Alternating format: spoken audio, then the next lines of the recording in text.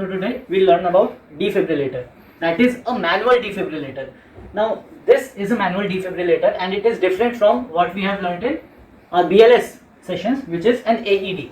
AED stands for automated external defibrillator and this is a manual defibrillator. Automated means it's automatic, it will work automatically. However, this is supposed to be run by an expert. Secondly, this is more complex to use, that is more easier to use. Thirdly, AED is a compact, is a user friendly, is travel friendly defibrillator. However, this is not very user friendly and it's not very travel friendly also. An AED can be put inside a bag, in a travel bag. However, this is not portable, that is portable. Also, AED gives you commands, this won't give you any command. So AED is good for layman, however this is good for doctors and specialists. That is why a manual defibrillator can only be found in a hospital or inside a cardiac ambulance, in contrast to AED, which can be found in public places as well. Coming to a defibrillator, this is a biphasic defibrillator. Now, biphasic defibrillators are also known as second generation defibrillators. Now there was a monophasic defibrillator before this, and now we are also getting tri or quadriphasic defibrillators, which are even more energy efficient. Now, just like any other electrical appliance, first thing we need to use before using defibrillator is switch it on. Okay, so we'll switch it on. It won't take much long. Okay, so right now there is a flat line because the leads are not connected. So let us connect the leads. This is the connector. Okay, it's here. And today for simulation purposes, we'll be using a 3-lead ECG, not a 12-lead ECG. So we'll only have, this is left leg, which we'll put over here. We are supposed to be going on the left leg, but in this simulator we can place it over there. This is for right arm. It's going over, it will go over here. Come to the third one. This is the left arm. Okay, so AVR, AVL, AVS, and we can look at this ECG now. Now, as you can see, this is a normal ECG right now. Normal ECG with a heart rate of 79, right? So that is how we connect this 3-lead ECG. Before that, let's talk about the parts of a defibrillator also. Now, you have seen that this is an on-off button. Then this is to select the energy. Okay, whatever joule of energy you want to give. For example, when you are defibrillating a patient, that is supposed to be set at 200 joules, right? But sometimes people might give lower energy joules for different conditions. Right now it's on 50. I'll increase it to 70, 100, 150, whatever you want to set depending upon the condition. Then comes alarm clock, HR alarm clock. HR alarm means heart rate alarm. If you click on this and if you zoom over here, the heart rate, if it will go above 120, there will be an alarm. Similarly, if it will go below 40, there will be another alarm.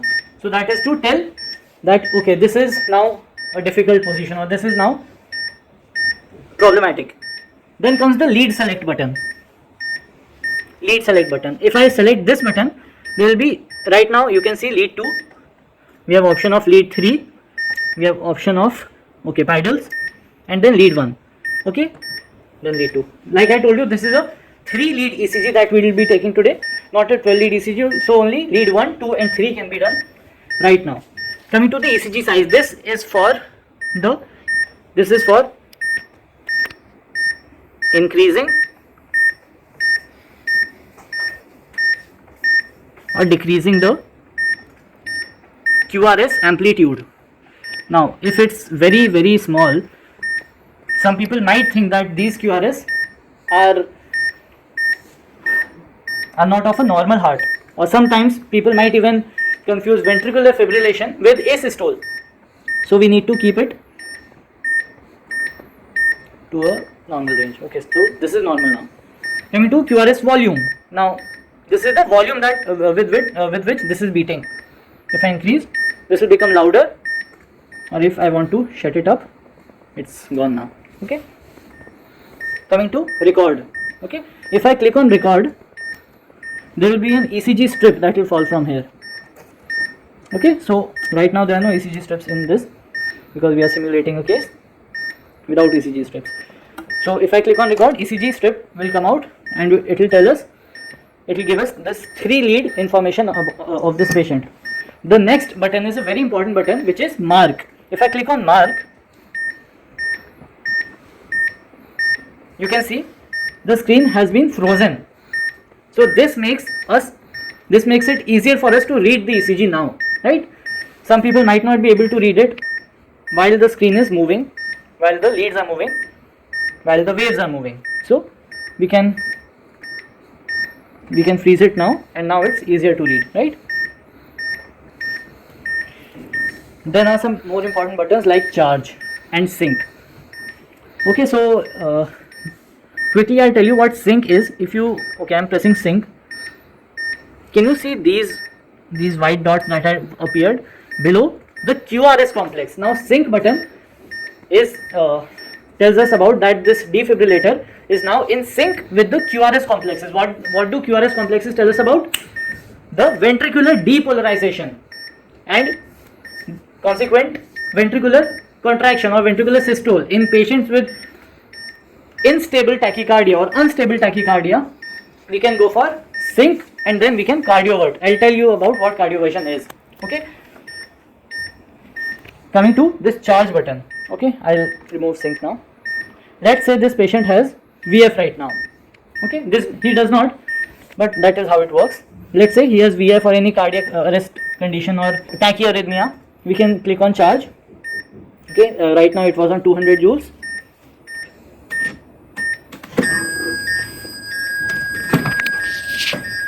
Then we need to pick up the pads. This is for sternum and this for the apex. However, we can put any of these anywhere. We can put this on sternum and this one on apex also. Also, you can see there are 2 red buttons and 1 yellow button. Yellow button is for charge. If I don't want to press from here, I can click on charge from here, and then this is for shock. Now everyone please clear. Shock delivered, continue CPR. So that is how we do. Now obviously this was in, the patient was in sinus rhythm and we do not need to give a shock to a sinus rhythm patient. However, this is what I showed you how we can provide shock. Also, if you look at these are adult pads for adult patients more than 18 years of age. However, if you pull these up, what you can see are smaller pads which are for children or infants also. So you can use these on children or infants. This is in contrast to the AED pads. For infants, you need special infant pads. However, in this manual defibrillator, the adult pads and infant pads are both in this pad only. Coming to the cardioversion, now it's very important for us what cardioversion is. Defibrillation and cardioversion are very commonly interchangeably used. However, these are very different terms. Defibrillation is when we provide a shock of 200 joules when we are talking of biphasic defibrillator. Monophasic defibrillators require shock of 300 to 360 joules. In biphasic, it's of 200. Cardioversion is when we provide joule energy of anything less than 200. For example, if I tell you to defibrillate someone, you will directly give on 200 joules. If I tell you to give a cardioversion to someone, you will ask me how many joules do you want me to give. That is the difference between cardioversion and defibrillation. Secondly, defibrillation will cause complete stunning of heart. All the rhythms, all the normal and all the abnormal rhythm, every rhythm that is present in the heart will be neutralized. There will be a period of asystole when we are talking of defibrillation. However, in cardioversion, only the tachyarrhythmias that are being produced, they will be stunned and the heart will be brought to a normal pace. You can think this to analogous of a running child. A heart is beating very quickly, is like a child running very fast. You give him a slap and he will slow down. So cardioversion is like giving a slap to the QRS complexes to slow them down. Also, the term cardioversion is used with the word synchronized, like we pressed sync button here. So it's called synchronized cardioversion. Synchronized meaning that cardioversion is in sync with the QRS complexes. Only the QRS complexes will be given a particular joule of whatever we give, depending upon the rhythm. Defibrillation is of 200 joules. Cardioversion is of anything less than 200 joules. Defibrillation will stun the entire heart, all the normal abnormal rhythms will be gone. In cardioversion, only the tachyarrhythmias will be gone. Synchronized cardioversion can cause normal sinus rhythm or even bradycardia in some patients, but it won't cause cardiac arrest or it won't cause all the rhythms to go away. Which brings us to the next thing, that defibrillation is only performed on patients who have a shockable rhythm after a cardiac arrest. However, cardioversion is again in unstable tachycardia or instable tachycardia or tachyarrhythmias.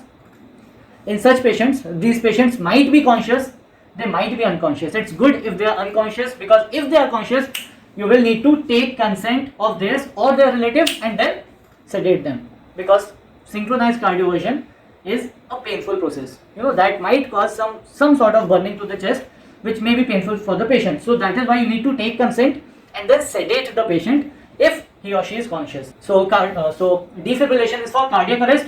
Synchronized cardioversion is for tachyarrhythmias. Synchronized cardioversion is only in sync with the QRS complexes. Defibrillation is the all QRS complex, P, Q, RST, every rhythm will be stunned. It will stop the entire heart. That is why when we give a shock, we tell to clear the patient, right? In cardioversion, it's not very important, but we should obviously clear the patient. You won't go into cardiac arrest, but you might go into bradycardia. And obviously that is painful as well. So I hope that was useful. We'll coming up with more algorithms and more treatments of different types of rhythms. Till then, thank you.